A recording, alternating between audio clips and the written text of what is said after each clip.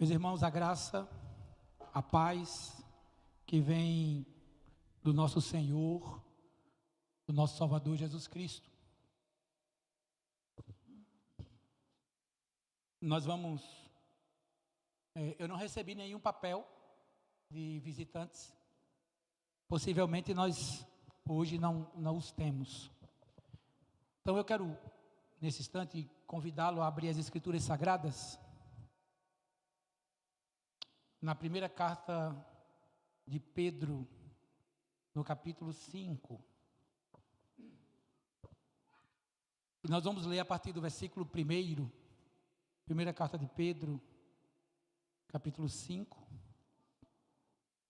Nós vamos ler a partir do versículo 1, nós vamos ler até o versículo 11. Os irmãos, mesmo assentados, com toda a reverência que nós temos ao nosso Senhor, assim está escrito nas Escrituras Sagradas.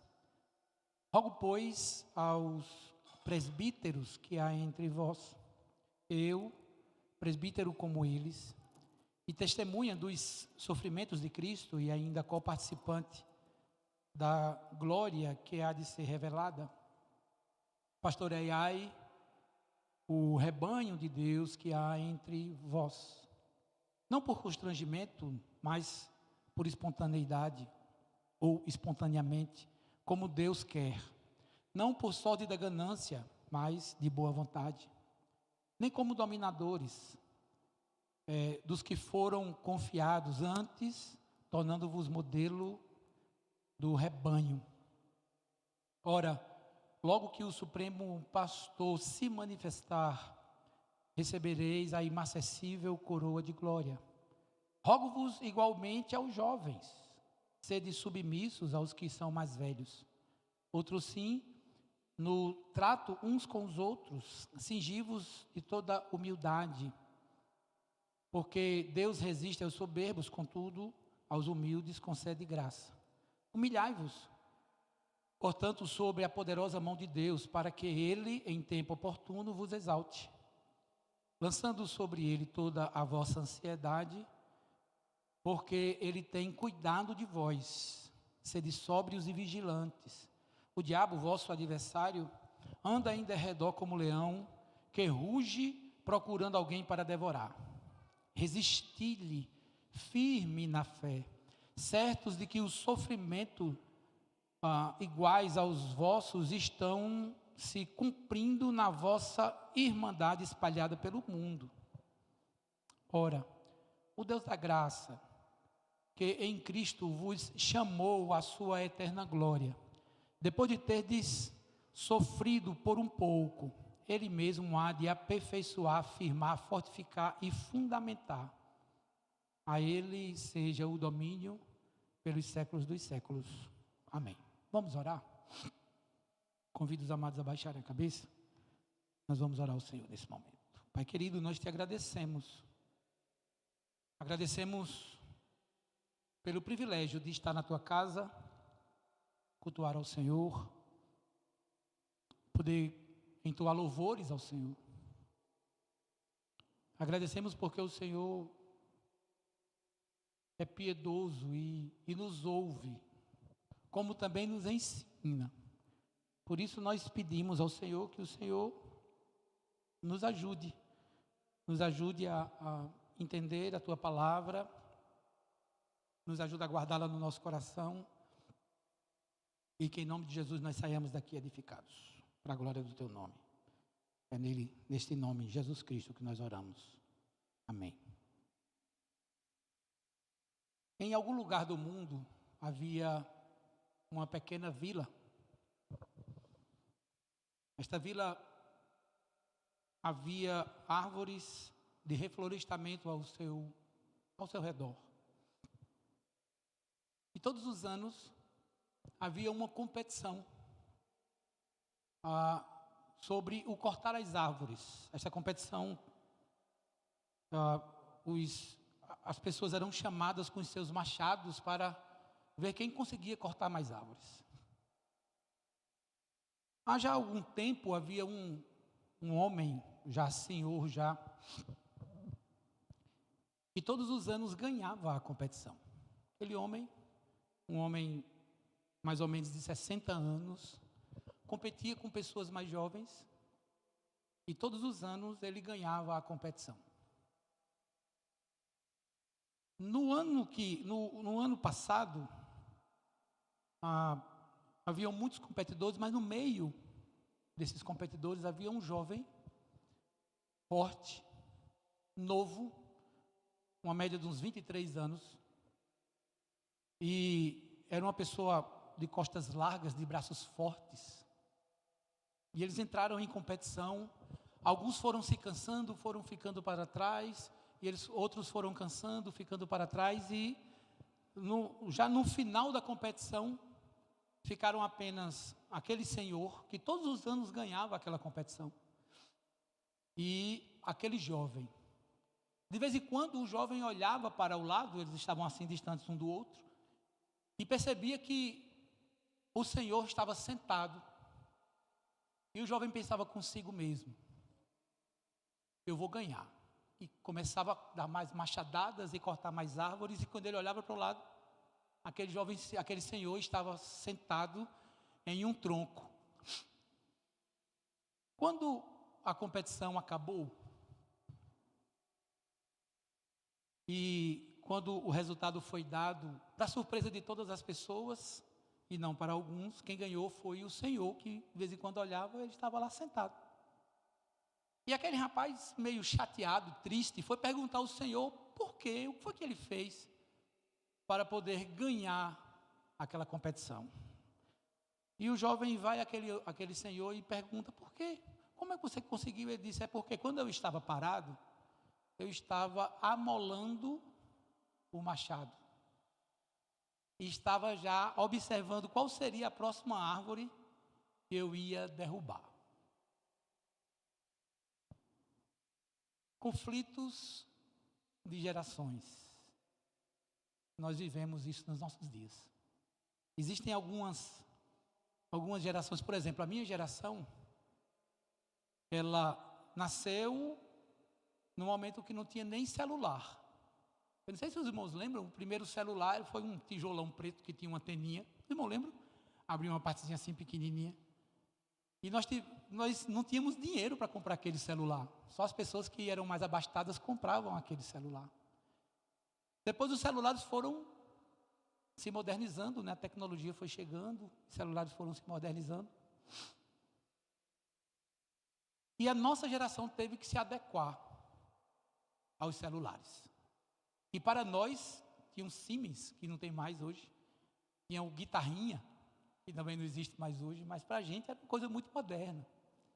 Depois chegaram os smartphones, e a nossa geração teve que se acostumar aos smartphones, não é assim? Já há uma geração que já nasceu exatamente no meio dessa transição.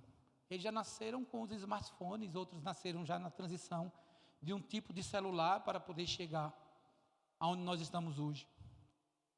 Mas a geração atual, a geração que nós temos hoje, parece-nos que eles já nascem sabendo de todas as coisas. Tem crianças que, pelo menos minhas filhas, tem algumas coisas que eu não sei, elas dizem assim: ó pai, é assim. E vai lá, dá um clique, e a coisa acontece no meu celular. E eu fico pensando assim: mas meu Deus, como essa menina aprendeu essas coisas? A linguagem dos jovens hoje, querendo ou não, é uma linguagem diferente da nossa. Nós não conseguimos, em alguns aspectos, às vezes, entender o que eles dizem, não é assim? Existem jovens que conversam, a gente não sabe que eles estão falando direito. E no meio desta transição toda, está a igreja. Porque a igreja tem, desde a geração, essas criancinhas que aí estão, até aqueles que têm mais idade. Eu estive participando do congresso esses dias e nunca ouvi tanto em minha vida geração X, geração Y, baby born, alguma coisa assim, e uma geração que é aqueles que estão acima dos 70 anos, dos 60 anos. A igreja está exatamente no meio dessa transição. Alguns de mais idade acham que eles precisam a todo custo ensinar as gerações que estão à sua frente, não é? E eles precisam ensinar e eles têm que aprender de qualquer forma. Olha, é assim. Já os mais novos, eles acham que sabem de tudo e não querem aprender com aqueles que têm mais idade, que têm mais experiência. Nós precisamos ter alguns cuidados, eu estou falando isso antes de entrar no texto, nós temos que ter alguns cuidados, por exemplo, as ferramentas que a geração da minha idade usava, hoje elas são ultrapassadas, não são as mesmas ferramentas. A forma que a nossa geração enxerga o mundo também é diferente da geração atual. Já não é mais a mesma. Então nós precisamos entender que as novas gerações não usam mais as nossas ferramentas, aqueles que são mais experientes. Em alguns aspectos, as nossas ferramentas, aquilo que nós usamos no dia a dia, em relação às novas ferramentas, elas estão ficando para trás. Há uma mudança constante. As informações chegam muito rápido. Algo acontece lá na China e em segundos já está aqui. Tem um tsunami em algum lugar e de repente chegou aqui. E muitas vezes os nossos filhos sabem primeiro do que nós. Por outro lado, esta geração mais nova, que é detentora, né, da tecnologia, eles são especialistas em, digamos assim, machados novos. Eles conhecem tudo de tecnologia. Pode pegar uma criança e dar a ela um celular que ela consegue mexer. Tem criança pequenininha que já sabe passar e fica assim, ó, no celular. E aí nós precisamos nos preparar para, por exemplo, alguns perigos. O primeiro deles, as gerações mais experientes, elas precisam admitir que as gerações mais novas, elas têm um conhecimento que elas não têm. Nós precisamos ter humildade para entender que, por mais que nós entendamos, por mais que nós olhemos para as crianças, por menores que elas sejam, nós sempre teremos algo a aprender com essas crianças, com esses adolescentes, com esses jovens. Então, há um perigo de a gente já ter uma certa experiência de vida e dizer, este não tem mais nada a me ensinar, nada. Eu aqui preciso ensinar aos menores. Às vezes a gente acha que sabe todas as coisas, não é? Por outro lado, as gerações mais jovens precisam reconhecer que aqueles que são mais experientes, eles conhecem a floresta muito mais do que os jovens. Já passaram por elas. Já sabem, os mais experientes sabem os caminhos desta floresta. Eles já sabem por onde há os caminhos das pedras. Os mais experientes já conhecem. E os jovens precisam ter humildade para poder, de forma muito tranquila, aprender com os mais velhos.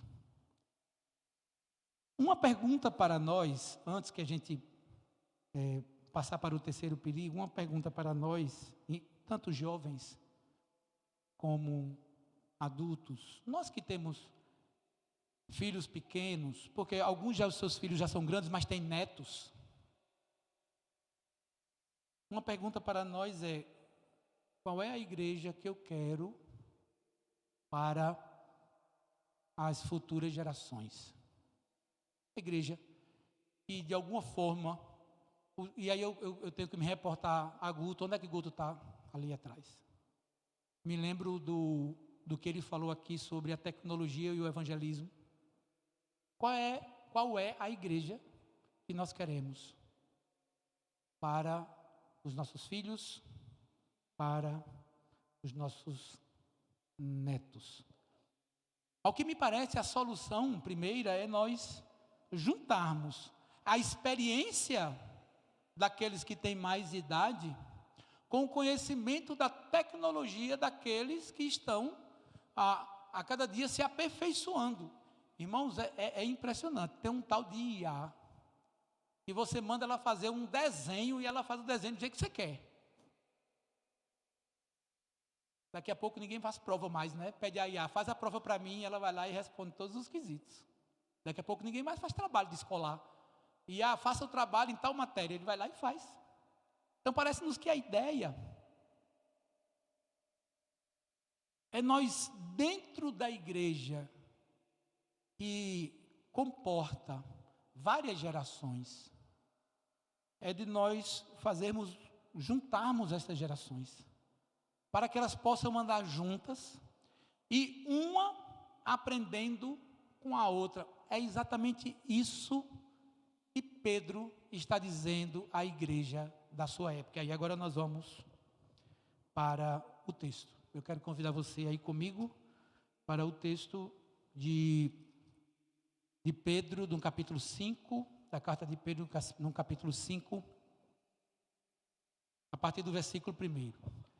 O ensinamento de Pedro, primeiro, está para os mais experientes. Agora, veja que coisa interessante no ensinamento de Pedro. Primeiro, que nesta carta pastoral, no versículo 2, do versículo 1 até o versículo 4, a palavra é dirigida para aqueles que têm mais experiência de vida, aqueles que já conhecem o caminho da floresta, e o seu machado já tem experiência de cortar árvores, sabe como amolar aquele machado. Há um imperativo apenas para os mais experientes. Está no versículo 2. Ele vai dizer assim: pastoreai o rebanho de Deus que há entre vós, não por constrangimento, mas espontaneamente, não como Deus quer, nem por sorte de ganância, mas de boa vontade, não como dominadores dos que foram confiados, antes tornando-vos modelo do rebanho. Ora, logo que o Supremo Pastor se manifestar, recebereis a inacessível coroa da justiça. Perceba que o que Pedro está dizendo às igrejas, porque a sua carta não é uma carta direcionada a uma igreja só, como a carta de Paulo aos Efésios ou a carta de Paulo aos Gálatas. Esta carta de Pedro é uma carta universal, então é endereçada a todas as igrejas que existiam naquela época, e aos mais velhos, e a palavra presbítero aqui significa pessoa de muita experiência. Aos mais velhos ele diz assim: pastoreai os mais novos, ensinai. E perceba que o ensino aqui não é um ensino forçado, não é algo imposto. Olha, você vai ter que fazer, é assim que vai acontecer. Ao que me parece, quando ele diz não por constrangimento, nem por sorte da ganância, ele está dizendo de boa vontade. Passar conhecimento, sabedoria adquirida durante a vida. Esta sabedoria passada para os jovens, com o conhecimento que eles têm, certamente, em vez de nos separar, em vez de ter uma luta, uma briga de gerações, certamente haverá uma confluência, nós estaremos juntos. O apóstolo está dizendo aos mais velhos: tenha paciência. Os mais novos precisam aprender com o nosso testemunho, está escrito aqui, sendo modelo, e ensinar aos jovens com paciência, acompanhá-los em todo instante, mas não acompanhá-los com a motivação de ser um vigia, mas acompanhá-los com a motivação de ter cuidado na vida desses jovens, porque eles certamente crescerão. O apóstolo Paulo está dizendo aos mais experientes: olha, pastorei. Perceba que, se você voltar comigo para o versículo 1, Pedro vai dizer aos presbíteros que há entre vós, e ele diz assim: eu, como presbítero e testemunha dos sofrimentos de Cristo, e ainda coparticipante da glória que há de ser revelada. Perceba que Pedro se coloca no mesmo patamar dos presbíteros das igrejas da sua época. Ele está dizendo: gente, nós precisamos pastorear os jovens. Nós precisamos conhecer as épocas. Possivelmente essa deve ser a maior sabedoria que deve fazer parte da personalidade daqueles que são mais antigos. Observar as épocas. Enquanto que para os mais velhos, os mais experientes, há apenas um verbo que está no imperativo, que é o verbo pastorear ou o verbo guiar. Para os mais novos tem 6. Os irmãos imaginam por quê? Por causa da inexperiência. Veja, aos mais velhos ele vai dizer assim: pastorei, que no original quer dizer guie, com a vida, com paciência, aos mais novos.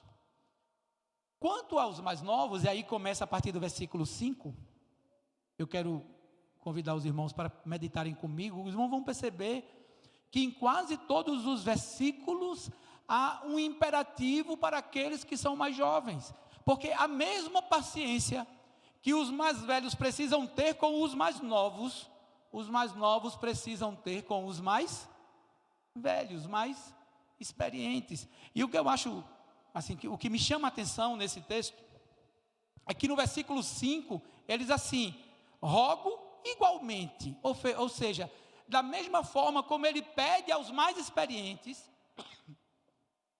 ele diz assim: igualmente, você que é jovem, sede submissos aos mais velhos. Em outras épocas, talvez não nos dias atuais, nós poderíamos interpretar esse texto dizendo: respeitai os mais velhos. Porque há um motivo para isso.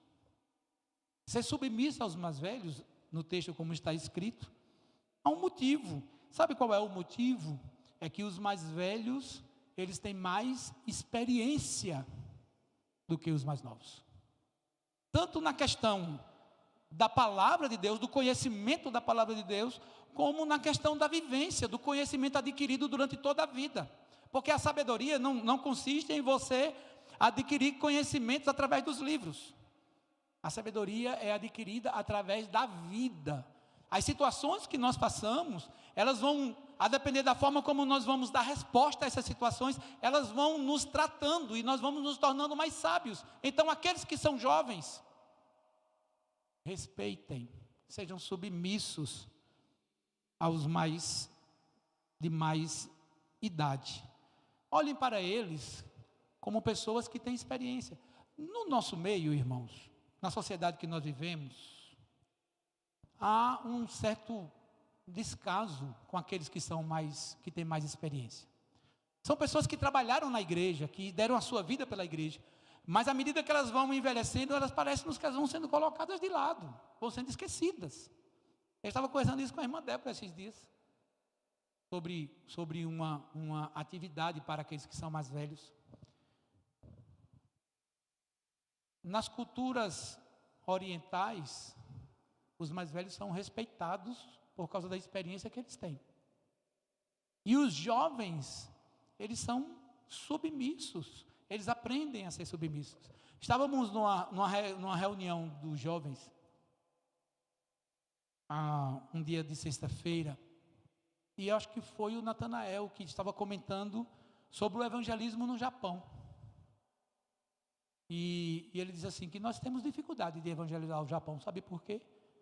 Porque mesmo não sendo cristãos, é um povo, e eu digo que são pecadores e precisam de salvação, mas em relação à ética, à moral, à cultura, eles são um povo que conseguem praticar aquilo que a Bíblia diz.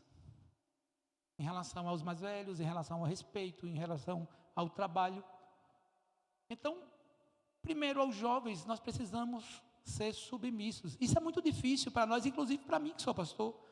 Porque existem pastores no presbitério que têm muito mais experiência do que eu. E às vezes, nós jovens, eu estou me colocando, né? Apesar dos 57, nós achamos que sabemos tudo, todas as coisas. E na realidade ninguém sabe tudo. Então a primeira palavra para os jovens aqui é: olha, vocês precisam sujeitar-se. E há alguns verbos aqui que parecem-nos que nos constrange, mas na verdade não é. É para que o jovem cresça, ele amadureça em sua vida. Veja os verbos que são colocados aqui em relação aos jovens. Por favor, me acompanhem. Ele vai dizer assim: rogo-vos igualmente aos jovens, sede submissos. E ele pede para que eles se vistam, cingivos se vistam de toda humildade aos que concede a sua graça. E a humildade não está em você não ter posses, mas a humildade está no espírito, em você saber que alguém sabe mais do que você, que alguém tem mais experiência do que você, para você entender que mesmo adquirindo conhecimento, existem pessoas que têm um conhecimento maior do que o seu. Parece-nos que este sentimento da humildade é muito difícil para nós. Sabe por quê, queridos? Porque isso faz parte da nossa natureza, e a nossa natureza é assim, a gente sempre quer mais, quer responder mais, quer saber mais. Então primeiro ele vai estar dizendo: cingivos, vestivos, jovens, vestivos de toda a humildade. Depois ele vai trazer para nós: humilhai-vos. Mas não, ele não está falando aqui em relação aos homens, ele está falando: humilhai-vos, portanto, sob a poderosa mão de Deus, para que ele em tempo oportuno vos exalte. E aqui vem para nós um ensino interessante, porque eu posso tratar uma pessoa mais velha do que eu, se ela assim o permitir, com um tratamento que não é muito convencional, para aquele que tem mais experiência. Mas em relação a Deus, não. Deus não é nosso chapa. Eu não posso tentar me igualar a Deus. E quando ele diz humilhai-vos, é entender que Deus sabe de todas as coisas, Ele pode todas as coisas, Ele é um ser transcendente, está acima de todas as coisas, e nós somos apenas criaturas e servos. Então, entendendo isto, nós precisamos nos humilhar diante de Deus. Os irmãos lembram de Crônicas 7,14?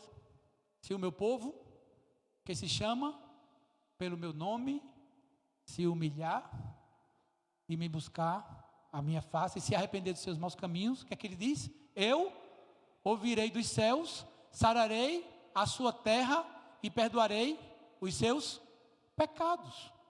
Então, nós precisamos entender que nós somos criaturas nulipotentes. Nós não somos donos do nosso próprio nariz. Mesmo se nós obtivermos experiência, a nossa experiência ainda nos torna limitados. Mesmo com tanta informação na mão, que agora apenas um celular, os irmãos já imaginaram o que o celular já substituiu? Antigamente, quando a gente ia andar no escuro, tinha que levar uma lanterna. O celular tem. A gente usava relógio. O celular tem. A gente precisava de um aparelho para fazer a ligação. O celular tem. A gente precisava de uma TV. O celular tem. Mesmo tendo todas essas coisas na mão, nós ainda precisamos entender que Deus é onipotente, onisciente. é santíssimo. E nós somos pessoas criadas e filhos adotados. Então, aqueles que têm mais idade, mas principalmente aos jovens, nós precisamos aprender a ter reverência. Não estou falando no templo apenas, mas eu estou falando na nossa vida de forma geral. Humilhar-se diante da presença de Deus é andar reverentemente com Ele. Mas veja o que Pedro diz àqueles irmãos. Nós temos que ter muito cuidado com a nossa ansiedade. E aí quem é professor talvez possa me ajudar. A geração que nós vivemos é uma geração ansiosa. É uma geração que fica com a telinha na mão. E é uma geração que foi acometida de uma ansiedade tremenda. O apóstolo Pedro traz para aquela sociedade, a sociedade de sua época, dizendo: olha, nós até podemos ter ansiedade, mas nós precisamos aprender a lançar as nossas ansiedades em Cristo, sobre Ele. Quando nós fazemos isso, o nosso fardo, aí quero me reportar para ontem, não é? O nosso fardo fica mais leve. Porque tem alguém que cuida de nós. Veja, ao mesmo tempo que tem um Deus que é transcendente, que nós precisamos diante dele nos humilhar, da mesma forma este Deus se transforma em gente, conhece-nos como nós nos conhecemos, e Ele diz: eu sou capaz de levar todos os seus sofrimentos. Isso é maravilhoso, irmãos. Em outras palavras, o texto está dizendo, nós precisamos parar um pouco, colocar o nosso pé no freio, esperar que as coisas aconteçam. O texto ainda nos chama a atenção para a resistência. E aí é interessante, porque João diz isso aos jovens, né? Ele diz assim: jovens, vocês são fortes porque vocês venceram o maligno. O texto aqui está dizendo assim: resistir. Primeiro, sede sóbrios, sede é um imperativo, sóbrios e vigilantes. O diabo, vosso adversário, anda em derredor como um leão que ruge, procurando alguém para devorar. Resistir. E sabe como é que você resiste? Se humilhando diante de Deus, o colocando como o Senhor da sua vida. E não se engane. Não se engane. Ele quer destruir famílias, amizades e a igreja. É para isso que ele está solto. O texto diz resistir, e parece-nos que há um esforço, é uma ordem e há um esforço nosso. E só existe uma forma de nós resistirmos a isso. O apóstolo Paulo diz que nós precisamos nos fortalecer no Senhor e na força do seu poder. E logo após ele diz assim: olha, você vai ter um dia, que é o dia mau, e é nesse dia que você precisa ficar de pé. De que forma? Se revestindo da armadura de Deus. Resistência. E os jovens são resistentes. Eu mesmo não consigo correr 2 quilômetros. Tem jovens aí que correm, sei lá, 10 quilômetros. São fortes, são vigorosos. O texto nos ensina dizendo: irmãos, nós precisamos aprender a nos santificar. Os mais velhos, os mais experientes, eles precisam ser padrão de santidade para, através deste padrão, ensinar aos jovens.